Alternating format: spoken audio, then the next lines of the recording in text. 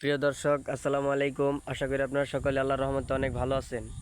তো বন্ধুরা, আমি আজকে আপনাদের মাঝে নিয়ে এসেছি আপনারা কিভাবে সহজ উপায়ে পেঁপে চাষ করবেন। তো বন্ধুরা, আপনারা যারা ভাবছেন যে পেঁপের বাগান তৈরি করবেন, তো বন্ধুরা তারা এই ভিডিওটি সম্পূর্ণ ধৈর্য সহকারে দেখতে থাকুন।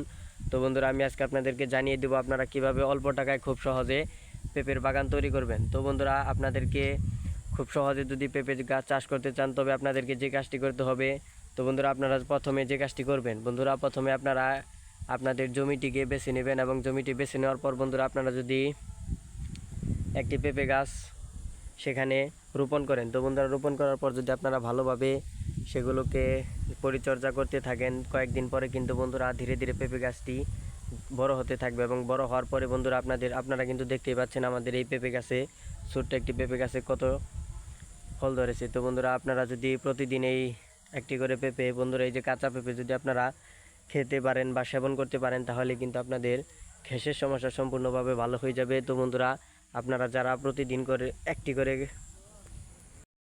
কাঁচা পেঁপে সেবন করবেন, তাদের কিন্তু আর কখনো গ্যাসের সমস্যা হবে না। তো বন্ধুরা তাছাড়াও কিন্তু বন্ধুরা এই একটি পাকা পেঁপে খেলে কিন্তু বন্ধুরা অনেক উপকার হয়ে থাকে। এগুলোতে কিন্তু অনেক ধরনের ভিটামিন রয়েছে এবং আপনারা কিন্তু সহজেই এই পেঁপেগুলোকে